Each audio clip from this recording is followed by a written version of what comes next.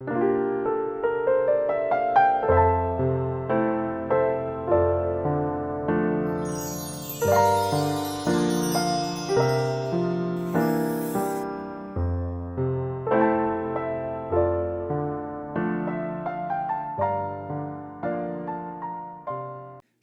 17장 1절에서 14절까지 말씀을 교독합니다.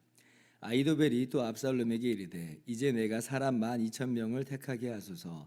오늘 밤에 내가 일어나서 다윗의 뒤를 추적하여 그가 고나여 힘이 빠졌을 때에 기습하여 그를 무섭게 하면 그와 함께 있는 모든 백성이 도망하리니 내가 다윗 왕만 쳐 죽이고 모든 백성이 당신께 돌아오게 하리니 모든 사람이 돌아오기는 왕이 찾는 이 사람에게 달렸습니다. 그리하면 모든 백성이 평안하리이다 하니 압살롬과 이스라엘 장로들이 다 그 말을 옳게 여기더라. 압살롬이 이르되 아렉 사람 후세도 부르라. 우리가 이제 그의 말도 듣자 하니라. 후세가 압살롬에게 이르되 압살롬이 그에게 말하여 이르되 아히도벨이 이러이러하게 말하니 우리가 그 말대로 행하랴.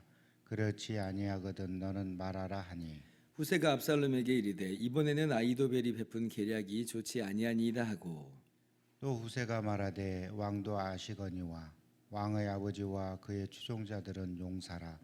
그들은 들에 있는 곰이 새끼를 빼앗긴 것 같이 격분하고 있고 왕의 부친은 전쟁에 익숙한 사람인즉 백성과 함께 자지 아니하고 지금 그가 어느 굴에나 어느 곳에 숨어 있으리니 혹 무리 중에 몇이 먼저 엎드려지면 그 소문을 듣는 자가 말하기를 압살롬을 따르는 자 가운데에서 패함을 당하였다 할지라. 비록 그가 사자 같은 마음을 가진 용사의 아들일지라도 낙심하리니 이는 이스라엘 무리가 왕의 아버지는 영웅이요 그의 추종자들도 용사인 줄 알미니이다. 나는 이렇게 계략을 세웠나이다. 온 이스라엘을 단부터 브엘세바까지 바닷가에 많은 모래같이 당신께로 모으고 친히 전장에 나가시고 우리가 그 만날 만한 곳에서 그를 기습하기를 이슬이 땅에 내림같이 우리가 그의 위에 덮여 그와 그 함께 있는 모든 사람을 하나도 남겨두지 아니할 것이요 또 만일 그가 어느 성에 들었으면 온 이스라엘이 밧줄을 가져다가 그 성을 강으로 끌어들여서 그곳에 작은 돌 하나도 보이지 아니하게 할 것이니이다 하매 압살롬과 온 이스라엘 사람들이 이르되 아렉 사람 후세의 계략은 아히도벨의 계략보다 낫다 하니 이는 여호와께서 압살롬에게 화를 내리려 하사 아히도벨의 좋은 계략을 물리치라고 명령하셨음이더라. 아멘. 할렐루야. 하나님의 크신 은혜와 평강이 오늘도 변함없이 여러분 가운데 가득 넘치기를 주님의 이름으로 축원합니다. 어제 본문에서 압살롬에게 패륜적인 모습을 조언한 아히도벨이 이제 두 번째 계략을 내놓습니다. 그게 뭐냐면 오늘 밤 다윗을 추적해 가지고 기습 공격해서 이 다윗의 숨통을 끊어 놓아야 한다는 것이에요. 그래서 자신으로 하여금 12,000명을 택해 가지고 가서 다윗을 공격하게 해달라 이렇게 요청을 합니다. 정말 전략적으로 굉장히 좋은 전략입니다.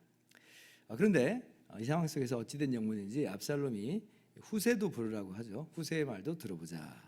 그래서 이런 걸 보니까 아마도 이제 후세 역시도 아히도벨 못지않는 어떤 전략가라, 이제 모사다 이렇게 우리가 생각을 해볼 수 있어요. 그런데 이제 우리가 알다시피 후세는 압살롬 편이 아니었죠. 압살롬에게 내가 왕을 섬기리다 이렇게 얘기했지만 사실은 다윗 편이었습니다. 그래서 이제 후세가 이제 아히도벨의 이 계략을 들어보니까 이건 정말 너무나 위험천만한 전략인 거죠. 다윗에게 그렇다는 겁니다. 위험천만한 전략이에요. 그래서 후세는 아히도벨과는 다른 전략을 조언을 합니다. 어떤 계책을 이야기하냐면 온 이스라엘을 다 모아라. 바다 모래같이 모아라. 그리고 압살롬 보고 친히 나가서 싸우라. 이제 이렇게 이야기를 해요. 일단 이 전략의 좋고 나쁨을 떠나서 이 후세의 마음은 지금 다윗에게 시간을 벌어주는 그런 의도가 있어요. 그러니까 지금 이제 다윗이 기다리고 있는 중이고 또 다윗이 피곤한 중이잖아요. 근데 이때 지금 아히도벨의 군사를 맞으면 그야말로 괴멸적인 그런 피해를 받을 수 있기 때문에 가급적 시간을 벌어줘서 다윗이 멀리 도망가고 전열을 가다듬을 수 있는 그런 시간적 여유를 이제 주고자 하는 것이죠. 그런데 이제 압살롬이 후세의 이런 이 전략을 들으니까 후세의 전략이 더 낫다 이제 이렇게 판단을 합니다. 그래서 아히도벨이 아니라 후세의 이 전략을 따르기로 해요. 왜 이 압살롬이 아히도벨의 그런 전략을 버렸는가? 왜 후세의 전략을 택하였는가? 아히도벨의 전략도 참 좋았다 이렇게 생각을 했으면서도 왜 아히도벨이 아니라 후세의 전략이 더 좋다 이제 이렇게 얘기를 했는가라고 할 때에 두 가지를 우리가 생각을 해볼 수 있는데, 첫 번째는 이제 이 숫자에 대해서 어떤 압살롬이 가지고 있는 어떤 생각이 있었던 것으로 보여요. 그러니까 바다 모래같이 온 이스라엘을 다 모아라. 싸움은 내 규모의 문제 아니냐라고 하는 거죠. 맞습니다. 고대에서는 이 싸움은 이 규모에 의해서 성패가 좌우될 때가 참 많아요. 숫자가 많으면 그게 유리한 게 사실이라고 하는 겁니다. 그러나 우리가 보았다시피, 우리가 사무엘서에서도 계속 보았다시피 하나님의 전쟁은 숫자로 결판나는 게 아니거든요. 요나단 같은 경우도 블레셋과 싸울 때에 여호와의 구원은 사람의 많고 적음에 있지 아니하니라 그랬잖아요. 요나단과 병기둔 사람 그 두 명만 이 블레셋의 적진 가운데 나아갔을 뿐인데 그 블레셋의 강한 군대가 오히려 그들 앞에 무너지고 쓰러지는 그런 일을 우리는 보았습니다. 정말 유명한 싸움이잖아요. 그런데 이제 압살롬은 숫자에 대한 이 과신이 있는 거예요. 숫자가 많으면 이기는 거야. 숫자가 많으면 이기는 거야. 그러니까 후세의 전략이 더 마음에 와닿는 거죠. 바다 모래같이 이스라엘 사람들 다 불러 모아라. 그리고 두 번째 이 후세의 전략을 택한 이유가 있을 텐데요. 이것이 아마 더 큰 가능성이 있을 텐데, 후세가 뭐라고 조언을 했냐면 압살롬 보고 친히 전장에 나가라 그렇게 이야기했습니다. 친히 전장에 나가라. 그러니까 이스라엘의 왕은 사실은 전쟁 앞에 누구보다도 앞장서서 나가서 싸우는 사람이 이스라엘의 왕이라고 그랬잖아요. 그러니까 지금 바로 그와 같이 압살롬 보고 앞에 나가서 싸우라라고 하는 것입니다. 아히도벨의 계략은 누가 나가서 싸우는 거냐면 아히도벨이 나가서 싸우는 거예요. 아히도벨이 12,000명을 택하고 그래서 내가 추적하겠습니다 라고 압살롬에게, 압살롬은 여기 있으라는 거예요. 그러니까 이 말은 압살롬이 지금 이 반란의 명분이고 반란의 전부잖아요. 반란의 이 수괴잖아요. 압살롬 죽으면 다 끝나는 거예요. 그러니까 압살롬을 보호하려고 하는 그런 이유가 아히도벨에게 아마 있었던 모양인데, 근데 이제 이거는 압살롬에게는 사실 별로 좀 탐탁지 않아 보일 수 있을 거라고 봐요. 왜냐하면 지금까지도 지금 아히도벨의 모략대로 계략대로 행했거든요. 그러면 지금 계속 아히도벨의 말만 듣고 한다면 그럼 이거 왕의 위신이 좀 서지 않는다. 그리고 아히도벨의 영향력이 점점 더 커진다. 권력이라고 하는 게 한 사람에게 쏠려버리면 대단히 위험하거든요. 그러니까 아히도벨을 점점 더 키워주면 안 될 것 같은데 이런 마음이 불쑥 들었을 수도 있습니다. 그러니까 아히도벨은 아히도벨대로 견제를 해야 되고, 그리고 압살롬은 압살롬 나름대로 위신이 있고, 그런데 이제 후세는 압살롬 보고 나가라고 하는 거예요. 그러니까 그래 내가 나가야지 이런 생각이 드는 거죠. 아히도벨은 아히도벨대로 견제를 하고 또 압살롬은 자신감이 있었어요. 그러니까 압살롬이 사람들의 민심을 훔칠 때도 내가 정의 베풀기를 원하노라 이런 말을 하잖아요. 이런 걸 보면 압살롬은 굉장히 자신만만하고 아주 그냥 난 할 수 있어라고 하는 어떤 그런 교만함 가운데 좀 있는 사람이라는 걸 우리가 알 수가 있죠. 그리고 이제 이렇게 성공하면 영광은 누구에게 돌아오겠어요? 아히도벨이 이 일을 해버리면 아히도벨의 명성이 커지겠지만 이 일을 압살롬이 하게 되면 압살롬의 명성이, 압살롬의 영광을 받는 거예요. 그러니까 얼마나 좋은 계략이에요. 그러니 압살롬에게는 후세의 전략이 더 마음에 든 거예요. 그래서 아히도벨의 이 계략을 버리고 후세를 택합니다. 근데 이제 이것이 큰 패착이 되었고, 그래서 결국 압살롬이 전쟁에 패하고 죽임을 당하는 그런 일이 있었죠. 오늘 말씀을 우리가 세 가지로 좀 적용을 해볼 수 있겠습니다. 첫 번째는 역시 기도의 힘은 크다라고 하는 것을 우리가 오늘 말씀 가운데 적용을 할 수 있어야 되겠어요. 그래서 우리가 오늘 그래 기도하자 이런 마음을 우리가 더욱더 마음 가운데 품기를 바랍니다.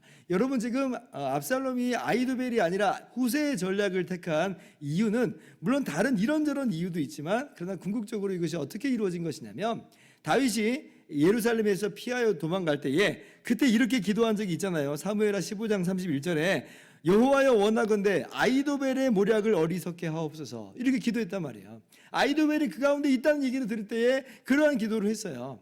지금 바로 그 기도가 응답되는 순간이에요. 다윗이 그렇게 기도할 때에 후세가 다윗을 맞으러 나오고, 후세가 지금 압살롬에게 가서 지금 자신의 이야기라는 것으로 아히도벨의 계략을 패하게 되는 거예요. 그러니까 이 모든 것이 이 하나님께 기도하는 바로 그 기도의 순간부터 이루어진 일이다 라고 하는 것을 우리가 깨달을 때에 그래 맞아 우리가 기도해야지, 기도가 우리에게 힘이야, 우리에게 권세야. 왜 그래요? 우리가 누구에게 기도하는 거냐면 온 우주 만물을 창조하신 하나님, 만물과 만사를 지금도 다스리시고 통치하시는 우리 아버지가 되신 하나님께 기도하는 것이기 때문에 기도야말로 힘이 되고 능력이 되고 권세가 되는 것입니다. 오늘 우리가 정말 기도하러 이 자리에 나왔는데 우리의 기도가 정말 힘이 있고 능력이 있음을 깨달으면서 하나님 아버지께 기도하기를 힘쓰는 우리 모두가 되기를 주님의 이름으로 축원합니다. 두 번째, 어떻게 적용을 할 수 있겠습니까? 후세와 같이 충성스러운 하나님의 일꾼이 되자라고 우리가 적용을 할 수 있겠습니다. 후세의 마음은요, 오로지 다윗을 살리고자 하는 마음이에요. 다윗을 위한 거예요. 모든 것들이 이 다윗을 위한 계략들이다. 15절 이하를 보면 이것도 이제 이렇게 이야기하고도 혹시나 이제 만에 하나 이제 전략이 또 바뀔까봐 아히도벨의 전략을 택한 일이 있을까봐 사람을 빨리 보내가지고 다윗을 피신시키는 일을 보게 되죠. 그러니까 후세는요, 어떻게 하든지 이 다윗은 살아야 된다. 다윗이 지금 보호돼야 되는 그런 것이죠. 그래서 이제 후세 이제 소식을 듣고 다윗이 그 밤에 요단강을 다 건너는 일이 있었던 것이에요. 참 궁금한 거는 이제 이 이후에 후세의 이름은 언급이 되지 않습니다. 그러니까 다윗이 이제 예루살렘으로 돌아와서 왕으로 다시 복권되는 그런 순간 속에서도 후세 이름이 이상하게도 나오지 않아요. 이거 어떻게 이렇게 중요한 역할을 한 사람이 안 나올 수 있을까? 굉장히 좀 의아합니다. 혼자서 상상을 해보는 거예요. 혹시 후세가 좀 죽지 않았나? 뭐 이런 생각도 한번 해보고. 근데 모르겠어요. 그거는 그냥 저의 상상력일 뿐이니까. 그러나 어쨌든지 간에 후세는 정말로 참 충성스러운 친구였다. 여러분, 주님께서 우리의 좋은 친구가 되어주셨죠. 그래서 우리를 구원하셨고 우리를 또한 주님의 친구로 삼아주셨습니다. 지금 우리가 이제 주님의 친구가 됐어요. 그러면 우리가 주님이 어떤 친구가 돼야 될까라고 할 때에 주님이 물론 힘이 없지 않아요. 주님이 뭐 피난 가고 도망가는 그런 상황은 아닙니다. 그러나 우리도 마찬가지로 우리가 주님과 마음을 하나로 묶고 그리고 주님을 위하고 이러한 우리의 삶이라고 하는 게 정말 주님을 위한 삶인 것으로 우리가 가져가는 것이 오늘 우리의 마땅한 모습이 아닌가. 그것이 바로 우리를 친구 삼아주시는 우리의 좋은 친구가 되어주신 주님을 향한 우리의 마땅한 모습이라고 하는 것을 깨닫고 그렇게 주님께 충성스러운 친구가 되어는 저와 여러분의 오늘의 삶이 되기를 주님의 이름으로 축원합니다. 세 번째, 반면교사로 삼아서 압살롬의 이런 허영심과 교만은 우리가 우리 안에서 항상 돌아보고 끊어내야 되겠습니다. 규모를 믿고 숫자를 믿고 자신의 지혜를 과신하고 자신의 능력을 과신하고 다른 사람에게 영광 돌리는 것은 견딜 수가 없고 내가 영광 받아야 되고 이런 것들이 인간의 우리 죄성들이거든요. 항상 우리 안에 잠재되어 있는 모습들이에요. 압살롬의 모습뿐만 아니라 바로 우리들의 모습이다라고 하는 것을 우리가 기억하면서 이러한 또한 죄성은 또 끊어낼 수 있는 오늘의 삶이 되기를 주님의 이름으로 축원합니다. 기도하겠습니다.